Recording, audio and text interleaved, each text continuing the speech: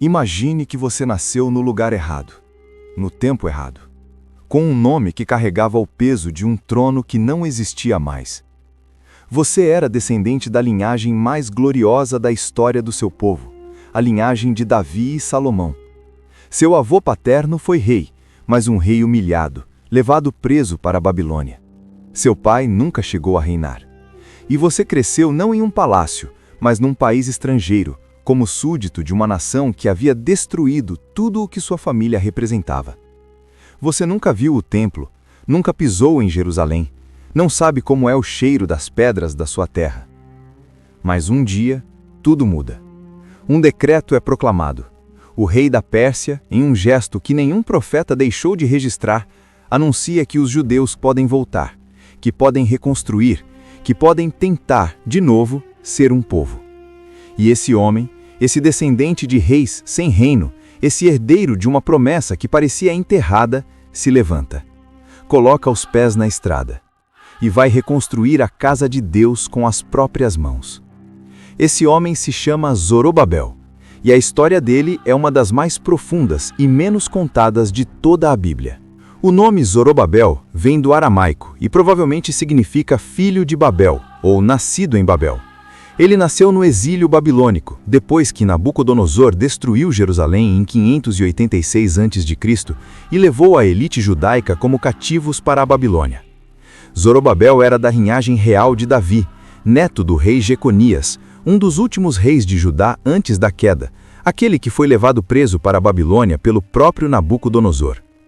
Isso significa que ele tinha sangue real nas veias, mas nunca havia exercido realeza nenhuma. Quando o Império Persa, sob Ciro o Grande, conquistou a Babilônia em 539 a.C., o mundo mudou da noite para o dia. E Ciro fez algo que nenhum conquistador havia feito antes. Emitir um decreto permitindo que povos cativos voltassem às suas terras e reconstruíssem seus templos. A profecia de Isaías 44 e 45, escrita mais de 100 anos antes desse momento, já havia chamado Ciro pelo nome, dizendo que ele mandaria reconstruir Jerusalém e o templo. Quando o decreto foi anunciado, qualquer judeu que conhecesse as Escrituras deveria ter sentido arrepios. A profecia estava se cumprindo em tempo real. Zorobabel foi nomeado governador da província de Judá, a mesma terra de seus antepassados, agora vassala do Império Persa. Junto com o sumo sacerdote Josué, filho de Jeozadaque, ele liderou o primeiro grupo de exilados para voltar a Jerusalém. Eram cerca de 42.360 pessoas. Não um exército, uma caravana. Famílias com malas, idosos com memórias, crianças que nunca haviam visto Jerusalém. E na frente de todos, Zorobabel. Quando chegaram a Jerusalém, o que encontraram foi devastador. Décadas de abandono transformaram a cidade em ruínas. As muralhas eram escombros, as casas eram pilhas de pedra, e onde o templo havia ficado, o mais glorioso edifício que o povo de Deus já havia construído, havia apenas um monte de entulho chamuscado. Não havia nada. Mas Esdras, capítulo 3, registra algo extraordinário. Antes de construírem sequer uma parede, antes de levantarem uma pedra do templo, Zorobabel e Josué ergueram o altar dos holocaustos no mesmo lugar onde havia estado, ainda no meio dos escombros, ainda sem proteção, ainda com os inimigos ao redor. E ofereceram sacrifícios a Deus. Por quê? Por que começar pelo altar antes das paredes? Porque Zorobabel sabia algo que muita liderança moderna esquece. Você não constrói a casa de Deus com recursos humanos. Você começa na presença de Deus e deixa a presença de Deus guiar a construção. No segundo ano de volta, lançaram os fundamentos do templo, e o texto de Esdras descreve uma cena que parte o coração. Quando os fundamentos foram lançados, os sacerdotes tocavam as trombetas e os levitas batiam nos símbolos, e o povo gritou com grande júbilo. Mas os sacerdotes, os levitas e os chefes de família mais velhos que haviam visto o primeiro templo, o de Salomão, com toda a sua glória, choravam em voz alta. Dois sons ao mesmo tempo, alegria e luto. Os jovens comemoravam um começo, os velhos choravam o que havia sido perdido. Esdras diz que não era possível distinguir o som do choro do som da alegria, porque o povo gritava tão alto que o barulho era ouvido de longe. Esse é o som do recomeço, uma mistura de choro e esperança que nenhum outro momento da vida produz igual. Mas então a resistência chegou. Os povos ao redor, os adversários de Judá e outras nações que haviam se estabelecido na terra durante o exílio, primeiro pediram para participar da construção. Quando foram recusados, se tornaram inimigos ativos.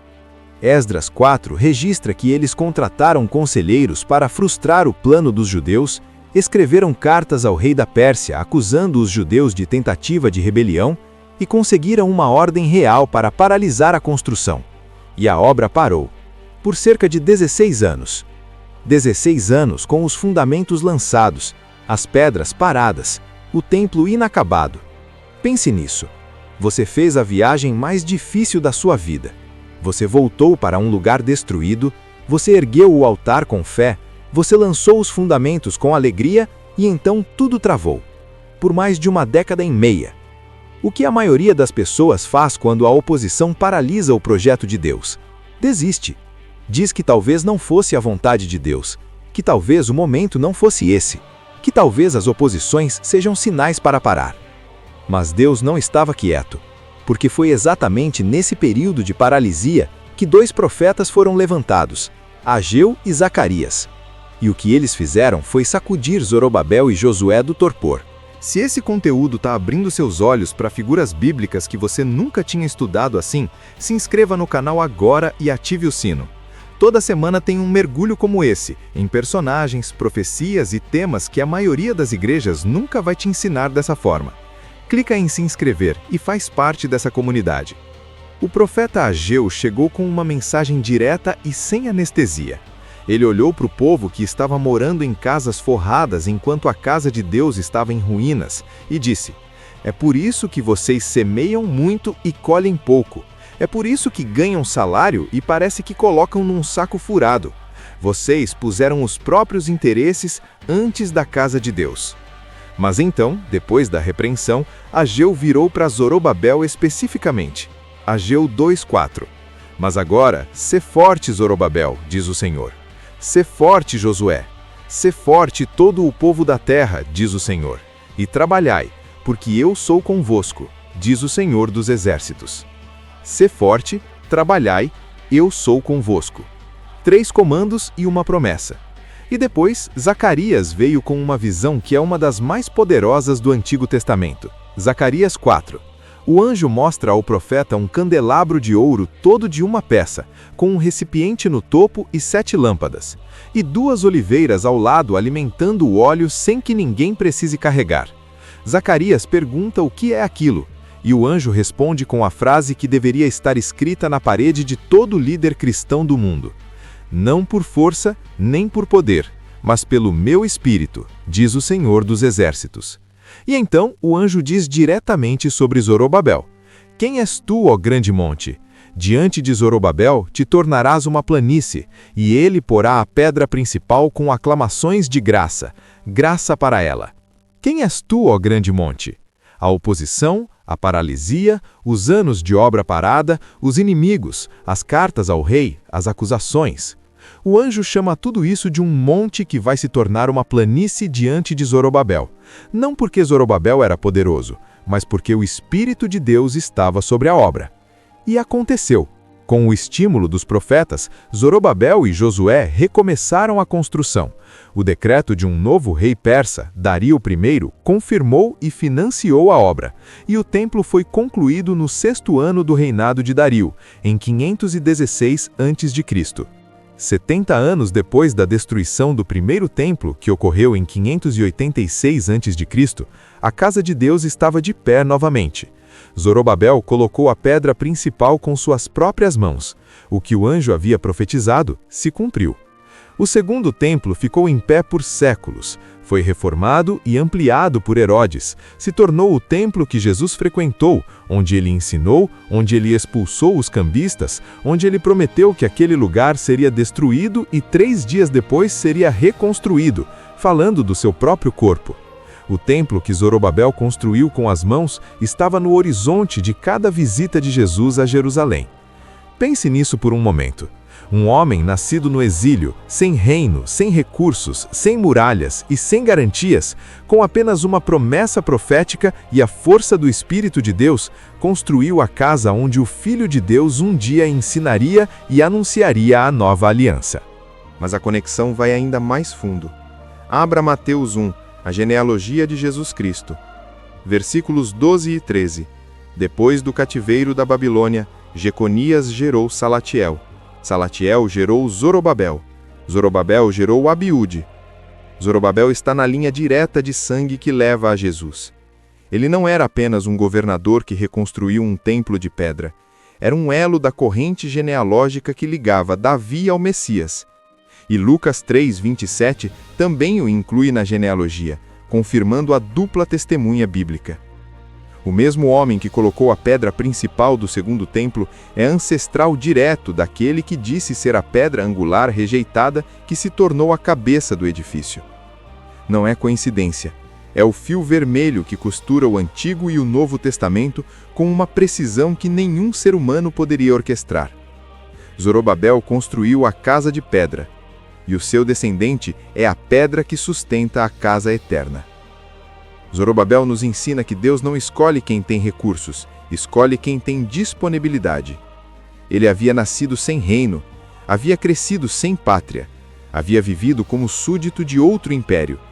Qualquer análise humana diria que esse homem não tinha condições de liderar um projeto da magnitude de reconstruir o templo. Mas Deus não faz análise humana.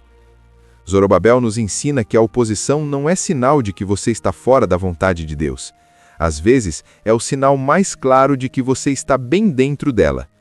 Se não houvesse nada de valor sendo construído, o inimigo não se daria ao trabalho de paralisar a obra. Zorobabel nos ensina que o recomeço depois da paralisia é possível. Anos parado, mas quando a voz profética chegou, quando o Espírito se moveu, a obra voltou e foi concluída. Nenhum prazo humano limita o que Deus prometeu completar. E Zorobabel nos ensina que não é por força, nem por poder, mas pelo Espírito. A pedra que você precisa colocar no lugar, o templo que você precisa reconstruir na sua família, no seu ministério, na sua vida, não vai ser concluído porque você tem força suficiente. Vai ser concluído porque o Espírito de Deus sopra sobre o que Deus mesmo ordenou que fosse construído. Talvez você esteja parado no seu recomeço agora. Talvez os fundamentos já tenham sido lançados há muito tempo, mas a obra parou. Talvez a oposição veio, talvez as cartas de acusação chegaram, talvez o cansaço de esperar seja maior do que o entusiasmo do começo. Ouça o que o anjo disse a Zorobabel e deixe essa palavra pousar sobre a sua situação agora. Que és tu, ó grande monte? O que parece intransponível na sua frente, Deus chama de monte que vai virar planície. Não porque a situação é pequena, Zorobabel sabia que a oposição era real, sabia que as cartas ao rei existiram, sabia que a obra ficou parada por anos, mas sabia também que Deus havia falado, e que nenhum monte fica em pé para sempre quando o Espírito do Senhor sopra. A mesma promessa que levantou Zorobabel do desânimo, que colocou as mãos dele de volta nas pedras, que o fez atravessar a oposição e chegar até a pedra principal, essa mesma promessa ainda está ativa, porque é o mesmo Deus. E ele ainda diz, sê forte, trabalhai, eu estou convosco. Zorobabel morreu sem ver o Messias, mas colocou uma pedra no caminho que levou até ele. Construiu um templo que serviu de palco para os ensinamentos do Filho de Deus e transmitiu sangue real nas veias de quem um dia sangrou numa cruz fora de Jerusalém, a poucos quilômetros das pedras que as próprias mãos de Zorobabel haviam erguido. A história dele nos lembra de algo que a gente precisa ouvir mais, que Deus não precisa de homens perfeitos, precisa de homens disponíveis. Que Deus não precisa de impérios, precisa de obedientes. Que Deus não precisa de quem tem tudo, precisa de quem diz sim, mesmo sem ter nada. Zorobabel disse sim no deserto, disse sim nas ruínas, disse sim no meio da oposição, disse sim depois de anos parado. E a pedra principal foi colocada, e o nome dele está na genealogia do Rei dos Reis. Que a história de Zorobabel fique com você como um lembrete. O monte diante de você tem nome, E Deus já avisou o que acontece com montes quando ele decide agir. Se esse estudo fez sentido para você, compartilhe esse vídeo com alguém que está no meio de um recomeço difícil. E se você ainda não se inscreveu no canal, faz isso agora, porque a próxima aula está vindo com o mesmo nível de profundidade bíblica que esse. Deixa um comentário aqui embaixo. Qual monte está na sua frente hoje? Quero ler a sua resposta.